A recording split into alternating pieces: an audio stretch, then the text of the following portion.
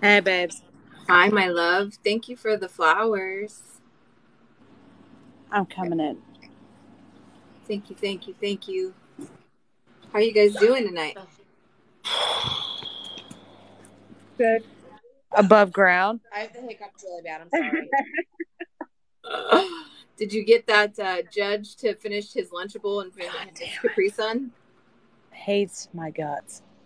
Now, right now. Like, that dude, I don't know if he just had a bad day. I don't know, but like, I spoke too soon. Way too soon. Well, hey, where did he go? That wasn't nice. Run for my money for sure today. Really? Yeah, it was not. I'm fucking over it. I'm over today. Well, today's Over it. topic, and I love you, and I would love your opinion because your opinion is not always mediocre. If you know what I'm saying. Uh huh. Um, the topic tonight is healthy versus unhealthy, and this could be anything, anything. Yeah, I'm here for it. Let's do it. Yes, something that you think like might be unhealthy, um, like signs in a relationship, foods, like exercise. It doesn't matter what it is. Anything. Right. Is there something that you see on a consistent basis that you would say, yeah, there needs to be a comparison? Um, I do. Uh, Boundaries. Mm. I see a lot of times that a lot of people don't have those boundaries, and that's why, to be honest with you, I mean, that's what a lot of what I see day in and day out Mm-hmm. boils down to.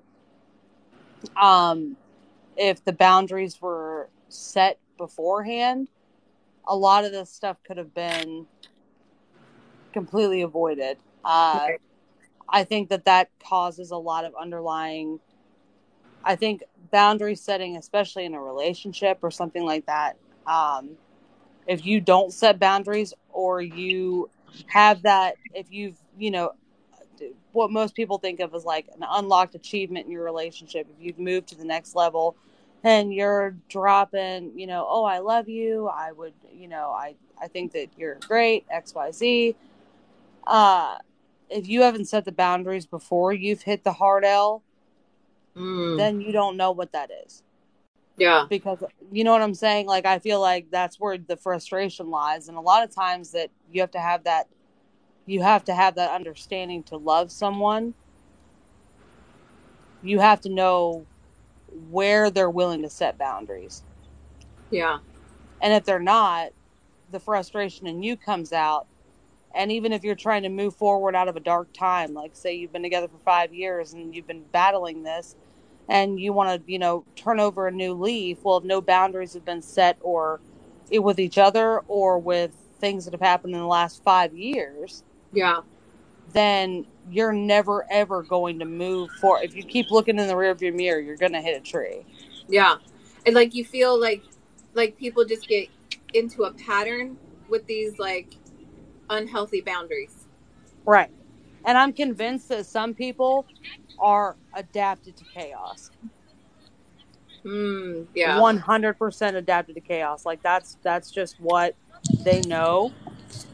There's no there's no other, you can't talk them out of it because that's what their life is used to.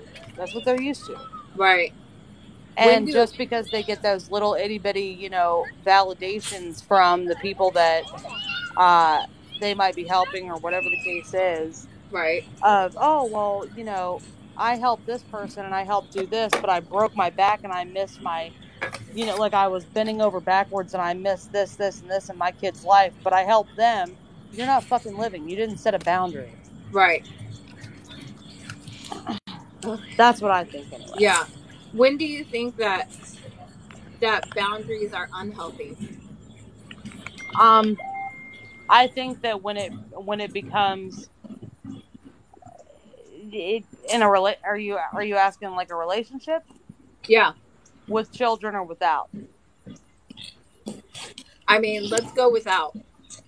Okay, without kids, with a boundary setting, I think that if you've got more time to invest in certain things to where, oh, well, I had this and this and this to do, and I'll reach out to you and we'll make plans. But if you're not contacting someone until 7 or 8 o'clock and you expect to have like a romantic evening, I don't know about y'all, but like, I'm not trying to plan my fucking evening at 7 or 8 o'clock at night. Right. All because, you couldn't get your shit together throughout the daytime to work on the things that are now overpouring out of your glass that you should have set boundaries with. I just had this discussion. I said, this is how I see it. Your boundaries and what you set and what you do for other people are like a Costco membership or a Sam's Club membership. I said, people who invest in you, and it doesn't have to be a monetary aspect, but people who invest in you get the perks of certain things, of certain qualities of you, right? Because of the fact of they invest time in you as well. Now, if all you're saying is, oh yeah, and I know y'all know people like this, oh yeah, I'm gonna get that membership, I'm gonna do this, I'm gonna do this, I'm gonna do this, and it never fucking happens. Yeah. And what do? They resource to the people that do have the membership to go out and buy it for them. Yeah. Because they don't want to commit to that. They don't want to invest in that. They don't want the extra effort. They don't want the extra effort. And if you are willing to take your time and your energy and put it towards things that don't even, essentially benefit you at all, if people aren't willing to put into your growth or even ask you questions like, how is your day? What are you doing? Are you doing all right? Is there anything that I can do for it? It's not even if I say no, there's nothing you can do for me. The fact that you ask is enough for me. Right. Yeah. I think I'm a big believer on words don't mean shit. I want to see your actions. You can say I'm sorry and still continue to do the same shit. Oh my God. But it's the actions I want to see from you. Right. And like, I'm cool with your words if I trust them because I've seen your actions. I'm completely fine with that. Like, if I know that you're a rock solid fucking person, if you're like, hey, is there anything I can do? And I say, as a matter of fact, now, if I trust you with that, that's a big step for me anyways, because I'm super fucking I'm super, what is that, hyper independent? Yeah. So I don't want anything. I won't ask you for anything. But if you just take the initiative and you're like, hey, I know that this, like, I don't even need the fucking explanation. If you know what's going on in my life and you make it easier for me, you don't know the strengths that I will go through for you because you pique that interest. But if you don't, I can't match that energy. Period. If all I am is a convenience time frame to you, like, I'm not, like America's Got Talent. We don't have set times throughout the week, and if we do, then that's really common nowadays. What? Do you feel like it's really common nowadays for people to just say, well, I'll get back to you when it's convenient, as opposed to I will get back to you? Like, not necessarily. I think that there are a lot of excuses that come up that I don't see anybody. Like, I would much rather appreciate if it were me and I got a text message saying, hey, I don't have the time or the mental space to deal with this right now. I would love to talk to you about it. Give me a couple of days. Let me figure my shit out. I will get a hold of you when I can deal with this. I would have so much more respect for you at that point, other than you making up the fact that, like, oh, I don't know, like your fucking dog died or something. I was busy. Right. Everything under the sun, because then I feel like I'm the last leg. Right. I would much rather I can contribute to the fact of your mental health other than being a minor inconvenience. I would much rather you be honest with me. What were you thinking, Trish? The same thing she's talking about. Is that what you're thinking too, Ma? Yeah, absolutely. I feel like a lot of the times, like, and that's exactly what you're saying, like, people don't set boundaries when you go in, right? Because you go in totally trying to be like, oh, I need this person to like me. Like, and you try to like do things that are you think are going to make them happy, and then all of a sudden you're like, oh shit, I should have set that boundary. I should have. Damn. Right. Well, it's too late now. This is where we're at. And right. And even if you try to subliminally bring it up, like, you can sit there and bring it up to somebody and say, like, hey, listen, this is like the second or third time I've witnessed this. It automatically becomes an argument because you brought it up in the first place. Because that boundary was never set. And right. A part of that, you know, you can take that on yourself, but you shouldn't have to. Because if somebody was as deep, like, I don't know when the fuck love, quote unquote, love language came into play, but I remember right. Like, love is love. Like, I don't give a fuck if you're whatever. I don't care if you're. I'll never forget my husband and I's first date. I was 17. He was 19 years old. I got dressed. I go outside. Sorry. I go outside. I'm waiting for him to show up. And my mom's like, aren't you going to put makeup on? Like, don't you want to just prep it up a little bit? And I was like, why? She's right. Like, well, you want to get him to be able to like you. And I was like, bitch, this is mean. If he don't like me for me, then he don't deserve me, period, point blank.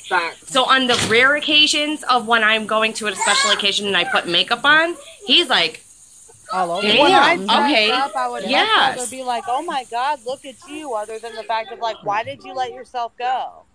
Yeah. 100%. Yeah. And I feel like if you keep it 100% with that person up front, nothing's going to surprise them. They know who you are authentically. They know you on your good days. They know you on your bad days. They know your flaws, and it's something that they choose to deal with. Right. That's how, I mean, I see a lot of shit when it comes to that. And like, I see a lot of, and I'm going to be real with you, I see a lot of broken women. I see more broken women than I do men, but I think that it's just because you get rare occasions that they are actually vulnerable in that state. Yeah, they hide it. They definitely hide it differently. They do. And so I see a lot more broken women than broken men, but I have had the, unfortunate opportunity to experience both. And it's not a pleasant experience on either behalf, but I feel like when you sit back and you look at it, especially in somebody else's life, when you're just reading about it, you are, and what everybody has to say, it is, you can understand both sides, but you also know, you almost wish that you would have known them sooner to be like, yo, pause for the cause. It doesn't have to end like this. Right. Well, that's like Oso said earlier, is that they turn it on to get their attention, to be like, hey, look, notice me, like me. And I'm like, I've witnessed several people that do that. My sister just went through a really nasty divorce because her ex-husband was that guy that turned it on and went above and beyond, cooked her dinner, helped take care of her girls. And then it's like, right after they said I do, he was a whole different person. His true colors showed. And she's like, whoa, what did I get into? And I'm just like, I don't know what to tell you. You got to always keep it. Me personally, I keep it 100%. Those people, though, need people the most. Like, because they don't have, they literally put all of their faith and their effort and even their mindset, because it's science that anything after 30 days is considered a habit. So if you've been contributing your time and effort to somebody for 30 days or longer, that's what you know how to do. What a habit I've created. 22 years. Right, exactly. Like that's what you know. So starting over is so much scarier than the initial process of what you went through in the first place. And some people, the phrase cheaper to keep her or cheaper to keep them is very fucking accurate. It's very real. Yeah. I think because people don't know how to communicate after that. What I've gotten so far, like, since all of this, is a lot of like big talk. Hey, look, I'm flirting with you. Hey, look, I'm interested in you. And then as soon as they get me, they're like, all right, well, I'll talk to you later. Right. And it's like, all right, bro, like, I get it. listen, I understand this shit is magical and it can blind the crap out of a lot of people. All right, I understand that, but that doesn't mean that my heart is here for you to fuck with.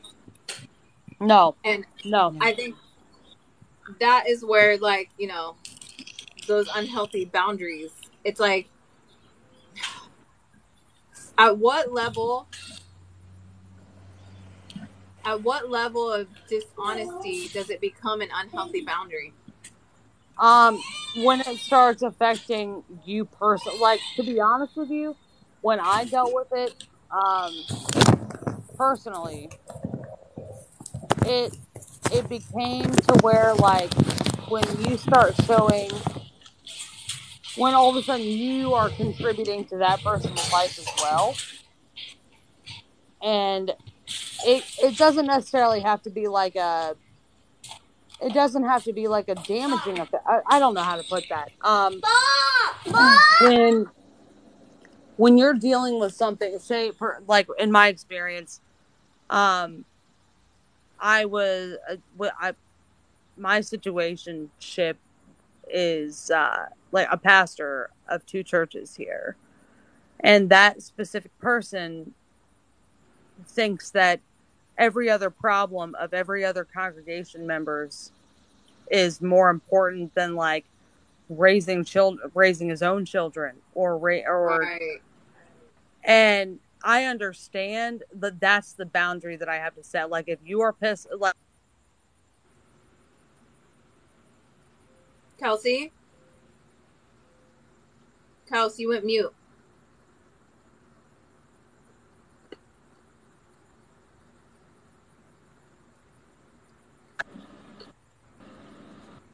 Kels? Is that better? Yeah. Yeah. Yes. Okay. I had a call. I had to ignore it. Oh. Okay.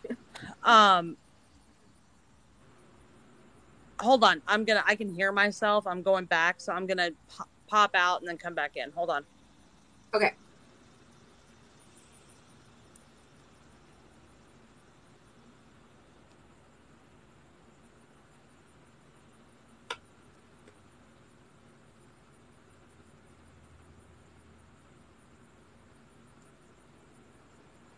I hate it when I'm a full box like this. So on that note, what are you guys thinking about what I said about the, like, what level of dishonesty becomes an unhealthy relationship?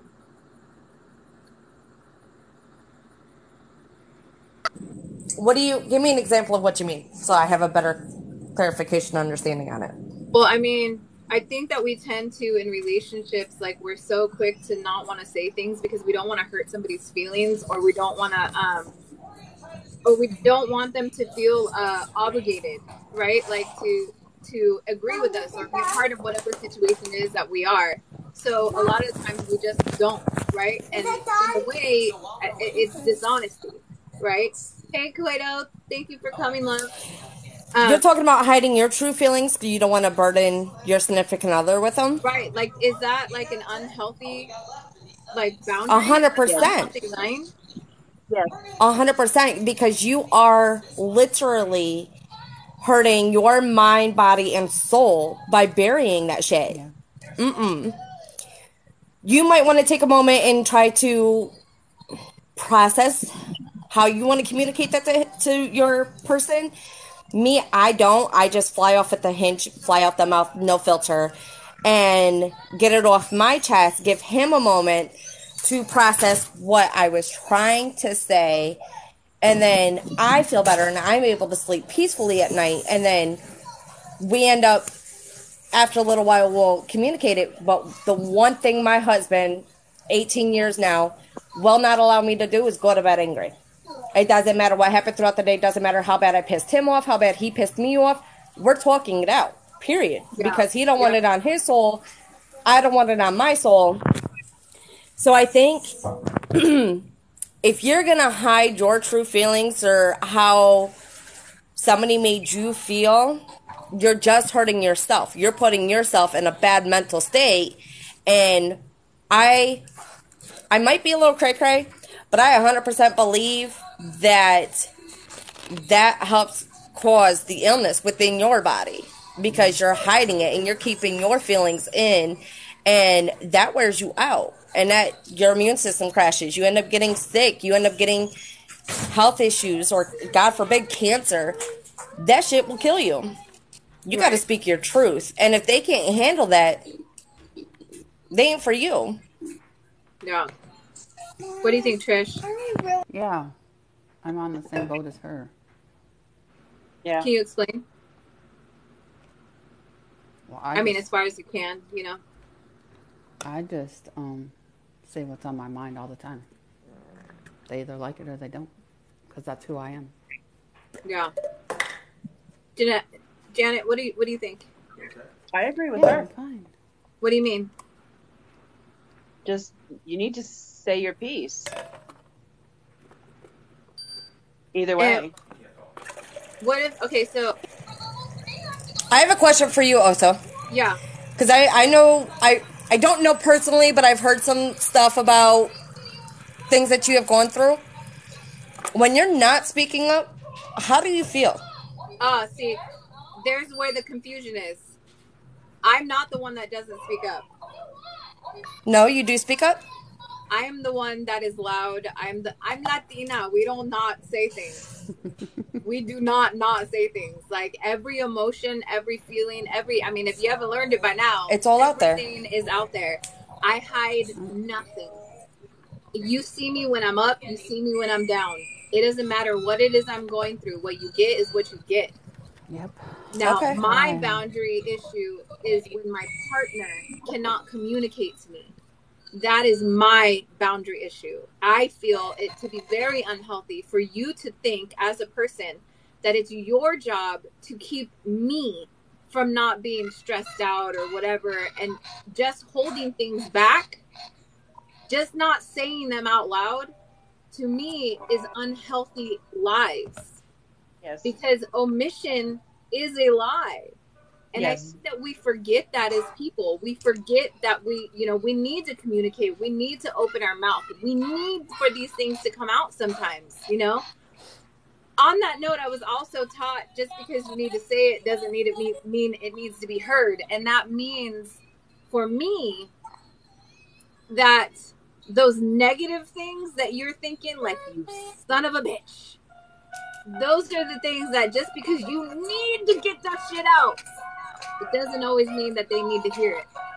You do it in a different way. But when it comes to your truth, on the shower and turn the water on and cuss your little heart out. Right, cuss your little heart out. Exactly. But when it comes to your truth, your value, what you're receiving and you're not okay with receiving, that's when the boundary needs to be fixed.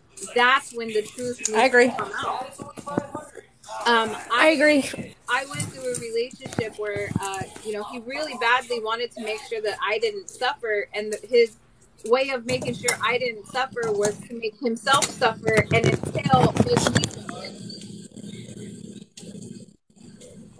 There's where the boundary has a problem, right? Like, just because you think that you're doing the right thing by saying nothing doesn't mean that you're actually accomplishing something positive. It doesn't mean you're accomplishing something good. Like, just because they don't know doesn't mean they can't feel you or don't know you. Right? Right. On that note, let me ask you, like, people are watching to see what an unhealthy relationship looks like, right? What does a healthy or unhealthy relationship look like in your eyes? Let's go with healthy. What does a healthy relationship look like in your eyes? Communication, parental relation course. I got kids. I got a PG. I think financially helping each other, trying to, I'm a one household income, so I do the best that I can to cut corners and save my husband money. I breastfed for 20 months excessively. That saved thousands on formula and bottles. Trust and understanding. And here's where I'm going with the trust and understanding. I don't feel that it is my job or my responsibility to hold my place in my husband's heart. When we said I do, that was him reassuring me that that whole heart belongs to me and our children. If he's going to step up out of our marriage, he failed me, not the other way around.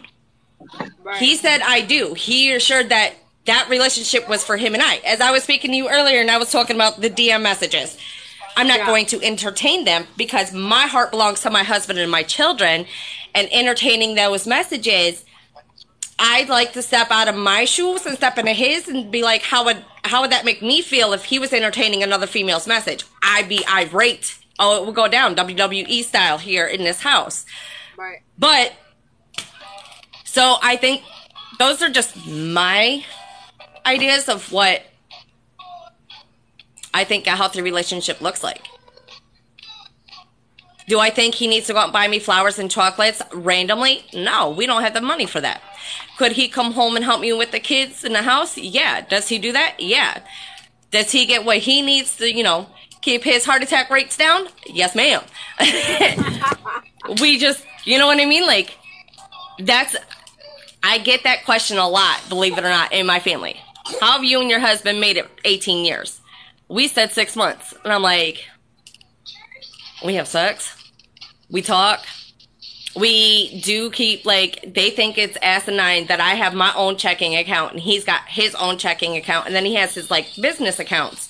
That ain't none of my damn business. That man works hard for his money. Are my bills paid? My house is paid for and my kids are cared for as well as myself? Yeah. What does he do with the rest of his money? That's his business. Right. Do I want him down my throat? Be like, well, what'd you do with all your money? That's my money. If the house is cared for, the kids are cared for. You have separate accounts too? See, I see so many people up here that are like, that's crazy. Your money's his money, his money's your money. Says who? Why do you feel it's necessary to play?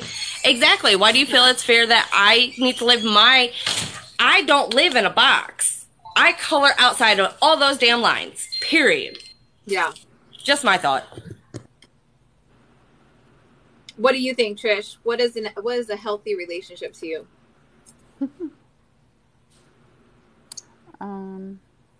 Just making your other half happy. Going Just the what? extra I can't mile. hear you, honey. Just making your what? Other half happy, and going the extra mile for them, as they do for you. But you have to be happy too. Right. Yeah. But I make myself happy. Hey now. Wrong, not that topic. Not on that topic right now. Stop. Oh shoot! I forgot a guy came in. Janet. Ooh, Janet, excuse me. your idea of a happy relationship? I think we got a peek from Miss Janet earlier. Keep it dirty. Keep it dirty. Oh, you would. Keep it dirty. You would. Oh my God, I can't with you. I love you so much. Stay on topic, Susan. Yes. Shaw, what's a happy, healthy relationship to you? Honestly, I have to really say just communication. Be honest, communicate. Learn how to talk to each other instead of at each other. Never be afraid to admit to how you feel. And always remember to listen to each other. Not hear, but listen. Yeah. If you don't understand something, then ask questions. Especially if you don't know what the person is talking about, because a lot of things can happen with people that just jump to conclusions while the other person is talking. Feel attacked. So you want to listen. You want to listen. Yeah. And like I said, just ask questions. Yeah, Kelsey said listen to Because understand, not to respond. Exactly. That's why I say there's a difference between hearing and listening. Yeah. And for those who don't understand, hearing is just pretty much letting it go in one ear and out the other. Mm-hmm. And listening is actually, like she said, listen to understand. Mm-hmm. So that's Since what you want to do. since you're already talking, Go ahead. can you tell me what an unhealthy relationship looks like? Pretty much the opposite of everything that I say will be healthy. Well, No that's not, communication. yeah. That no communication. Constantly fussing at each other. Constantly want to do the blame game. Yeah. Pretty much anything that'll stress you out. Right. And even just ignoring small things.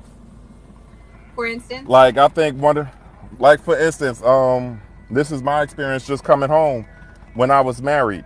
You know, the first thing that came out her mouth was, these bills need to be paid, these bills need to be paid, or your kids did this, your kids did that. And I kind of noticed that when she gets angry, it was always your kids. But then let it be something pretty good, and it's our kids. Right. You know, she was the one that she didn't want to be a disciplinary. I had to be the disciplinary, but she was a stay-at-home mom. So as soon as I get off of a 12-hour shift, and remind you, I get exactly. So it was just, but I mean, I'm not going to say everything about her because believe it or not, you know, I had some dealings in that as well. You were imperfect? Yes, I'm always imperfect. I have flaws. I don't believe that. Well, believe it. Nah, but seriously though, you know, it was definitely something that I had to learn myself. And it was hard learning that because, I mean, the attitude that I had was crazy. And this is when I got out the military. Yeah.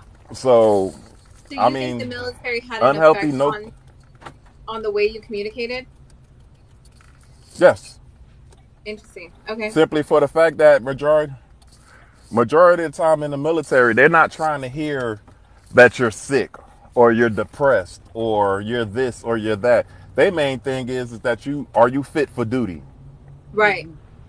I've known people that's been suffering with PTSD, but then when they tried to get the help, it's like the military just like, oh, nah, you're fine. Right. So that does play a big part. That plays a very big part. Even for people that's used to communication, that've been in the military, that it can change you. Do you think like it had a part where it was like a fear of dismissal because of your emotion? Say that again? Like having a fear of dismissal based off of your emotion. What was that? I don't say I have a fear of it. Yeah. Okay, go ahead. But go ahead. No, go. But I don't have a fear of the dismissal. I say if anything, I have a little bit of anger towards it. It's not that I'm afraid that somebody is going to dismiss how I feel. But my thing is, I get upset simply for the fact when I try to tell how I feel, people take it as of, oh, you're not really feeling like that. You're feeling like this. You're feeling like that. You know what I'm saying? So for me, it's like talking to a brick wall. Yeah. That's my thing. And I don't, you know, with some guys, they can sit here and tell you how they feel. Some guys they have a hard time telling how they feel. They get tongue-tied and stuff like that. So they really try to sit down and explain how they feel. But the thing that they get is, like I said, oh, you're not feeling like this. You feeling like that. Like, no, don't tell me how I feel. So that's my thing when it comes to reaching out on how I feel. Yeah. Exactly. Assumptions. Yeah. Like, believe it or not, and I mean, people call me weird, but when it comes to relationships, I hate when people assume more than I hate liars. Really? Because at least to me, with a liar, because to me, you already know what to expect from a liar. As with a person that assumes, not only are they ignoring how I feel, but they constantly telling me that I'm feeling something else. Yeah. Or they don't listen to how I feel, stuff like that. So that's just me. I know other people say they hate liars. That's the number one thing. But for me, I hate more when people tell me how I feel when I'm actually sitting here telling them how I feel, and it's getting ignored. Yeah. Or when when I tell somebody actually how I lack of feel. communication. My first is actually lack of So communication. And second, lying. Trust and honesty to me is huge. yeah. But like I used to do all that, but then I learned this stuff. If you don't understand something, ask questions. Start your question off with, so are you saying this? Are you saying that? That way you can get a clear understanding. And we can try to fix what the root of the problem is. Right. Because instead, if you say, like, okay, I get it, I know what you're saying. Like, instead, that's telling you that they're not hearing you. They're just hearing what they are expected to hear. Exactly. And when I talk to people and I tell them how I feel, I ask them, are you listening to me? And when they respond with, yes, I hear you, I'm like, that's not what I'm asking. I'm not asking, are you hearing me? I'm asking, are you listening? Right. Because even somebody that tells me that they hear me, one of the main things I'm going to come out and be like, well, what is it that I said then? What did I just say? Yeah. Okay. What did I just say? And the ones that's actually listening will already tell me what I said without me asking, are you listening? Yeah. Well, thank you. Well, for me, that's kind of not fair all the time because I do have ADHD, and so because of that, I zone out sometimes, and I don't purposely not listen to people. It just happens. Totally wrong. Well, I think Genuinely. I think if it came down to something like that, ADHD or something like that, Yeah. I feel as though that's something that should be told before you get into a relationship. So then that way I could try to find a different way of getting your attention when it comes to talking about how I feel. Yeah. Yeah. That makes sense. So that's just me. I guess a healthy relationship is that you do what you got to do for your own health, but then also for your partner. I feel like that's a pretty common statement from a man, don't you think? Like, do what you've got to do. And I think, like, for us, it comes off as like, oh, well, then they just don't give a shit. And it's not reality. The reality is, like, they're really saying, like, do what's best for you. Like, this isn't whatever that is not about me. It's about you. Right? So do what's best for you. Yes. Right. But I think like a lot as women, we stop and go, oh, okay, they're saying do what you've got to do for you. So that means that they're not putting themselves in the equation.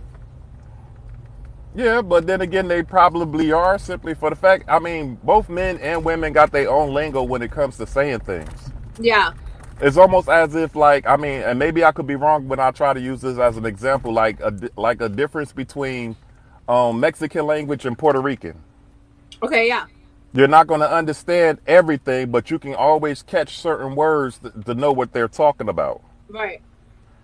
So I think, once we can kind of catch what people is talking about, and that's why you should ask questions, then we can communicate on a very fine level. We just have to take the time and be willing to actually do that. Right. On both sides. Janet, what do you think is an unhealthy relationship?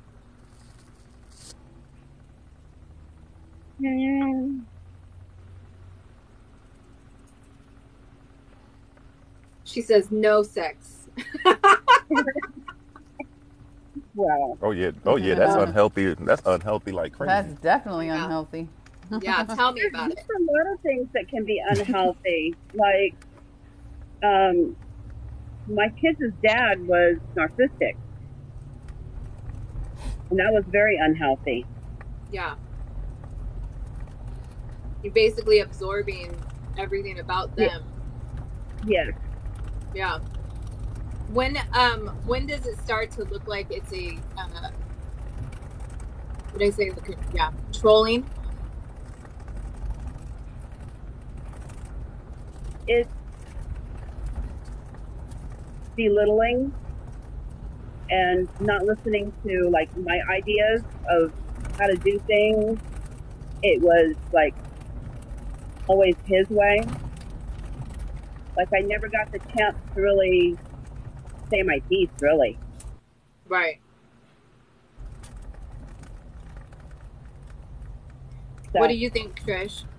All right, ladies. I'm glad that y'all. You're glad I'm of glad what? y'all let me in the box. Oh, you That know y'all I'll let me always in the let you in the box, box. Stop it. You know I'll always let you in the box. and y'all actually, y'all listen. I appreciate it. Thank y'all so much. I would try to get on, but I have plans tonight, so I have to hurry up and get home and change.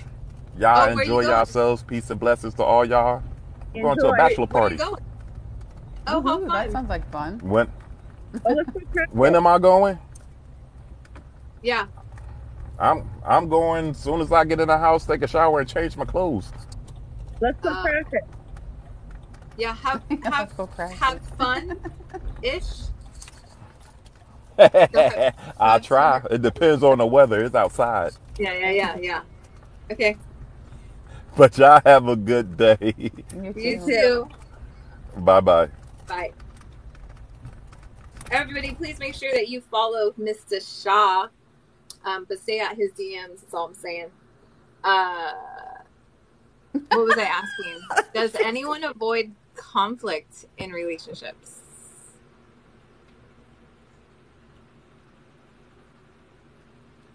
Janet? Nope. With Janet? Me, I pick my battles. Does that, to you, does that make it a healthier relationship that you choose your battles? I think so, yeah. For my situation Yeah. at the time, yeah. Yeah. There was time to be loud and be heard, and then other times to be quiet and just go as. I would say I pretty much agree with you, and to a certain extent, and I'll tell you why.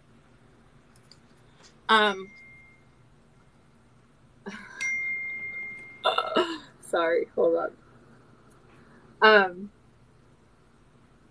What was I saying?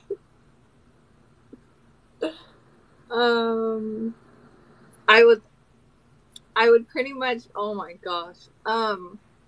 Somebody ruffled her feathers. What I would say is, okay, so being in a relationship for over 22 years with someone who hurt me to the extent that he did, right? Mm-hmm. I found myself in moments where I would fight to the death.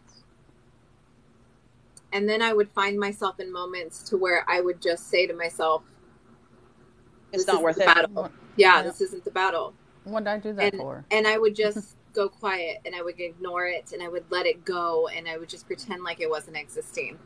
And I think that at times that we can confuse the difference between choosing our battles and choosing not to fight our battles. Exactly. Yes. Right? And for me, that's where it became unhealthy. That's where it became toxic. And not realizing that entire time that that's what I was doing. Right? So it was unhealthy. It was really unhealthy. Our fight. There was one night that we fought for hours. And I ended up probably about 3:00 in the morning, grabbing my purse, running out the front door, flipping over a 4-foot fence, and running for my life. What? Yes. I'm sorry, what? Our fight, it got that bad. Right. And that was just one instance. And so that's why I picked my battles. I eventually left him. Right. And I got full custody of the kids. Well, praise God for that. Right. So. What do you think, Trish?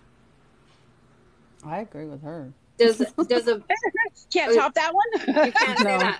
No, I Does can't. avoiding conflict help relationships? Mm-mm. Why? No, because it's unhealthy. I mean, it actually puts mental stress on yourself if you do, Right. and that's not healthy. Yeah. So, just get it out in the open and get it over with. Yeah, it's funny that you say that because I think a lot of people don't realize that a lot of their health ailments actually come from emotions. It down to breaking a bone, and people don't know that. There's actually a book out there, and I wish I could remember what it was, but I know I have it here somewhere, that actually touches on the fact that health issues are caused by your emotions. Your stress can cause issues. Your fears can cause issues. Your abandonment can cause issues. I remember there was this one time I went, for the first time in years, I went away for a convention for one of the companies that I work for. And when I went to the convention, I went alone. And that was not something that I normally do. Never used to go anywhere by myself. If I went to the store, I went with my husband. If I went out for something for school, I went with my kids. I never did anything alone. And at the time, I was actually arguing with my mom pretty badly. And my mom was my on and off again, so like support system. And then on top of it, I was nowhere near my husband, who was consistently by my side, right? So I went to this convention. I'm walking around the convention, and yet my ankles wouldn't stop swelling and hurting. I couldn't walk. I was constantly in pain. Couldn't figure out what the heck was wrong with me. I was drinking water nonstop, eating the right things, no salty foods, not having anything unhealthy. So I couldn't figure out what the problem was. And then I sat there listening to this woman talk about how emotions could affect you physically. And so I thought, wait a minute. So I looked up the cause of ankle injuries. And one of the causes of ankle injuries is the lack of support in your life. So the fact that I was alone, and I knew that I couldn't call my husband and I couldn't call my mom, there was nobody that could be there for me, my body started rejecting me. Right? Yeah. While I was going through all my health issues, I had no idea that anything else could be causing these issues. After I left my husband, I lost 15 pounds. My body started functioning as normal. I started to feel upbeat, happy, and running around all over the place again. Going out by myself without the fear of anything. It threw me off. We don't realize how much emotions has a play on things. That being said, codependency, is it a healthy or unhealthy part of a relationship? Unhealthy. Can you tell me why? Because if you're relying on somebody to pick you up and support you and be your backbone, what happens if that person's gone? Where are you going? What are you doing? So this idea of women needing men to like put up shelves or fix something on a car is bullshit. We are bad bitches, and we always find a way to get it done itself. If a woman is relying on a man to do that for her, she's going to be let down over and over and over again. Again, with my sister, I've watched her be independent, have her shit together, had her bills paid way in advance, had hell of a savings, and then she started dating a guy, and she went into such debt that she had to file bankruptcy. And I was like, what happened? And she's like, well, he said da-da-da-da, and he needed this. And I was like, you got played. You lost your independence. You became reliant on his support, and you lost your whole ass being of who you are and how you were raised. So I think it's extremely unhealthy to be codependent on somebody. I tell my husband all the time, and this might be a little toxic, but I tell him all the time, there is a difference between wanting and needing. I don't need him in my life. I want him in my life. Right. Yeah. Yeah. That's just my 2 cents. Right. The whole idea where we tell ourselves, I need you. I need you. No, bro, like you should not be needing anybody. Go ahead, Miss Janet. When I lost my husband in 2020, and I'm still going through stuff, but I didn't realize our 25 years of being together, how much I leaned on him. Right. You know, it wasn't, I wasn't being the girl, you know, but it was just like, can you help me put this shelf together? Or can you help me with dinner? We would do so much together. Right. That when he was gone, I felt lost. You don't realize how quickly it becomes a crutch for you. You're not feeling good? Oh, that's all right. Husband's going to come home and cook and clean. And we do. We use our significant others as crutches subconsciously, not even realizing that we're doing that. Right. I agree. Yeah, my husband, when my husband was arrested 5 years ago, I told you guys, like, I was really sick. I was really unhealthy, and I was in the middle of trying to get myself healthy again. We were boxing together every single night, going for walks. I was doing my workouts when he wasn't home. I was eating properly. He was preparing my meals for me.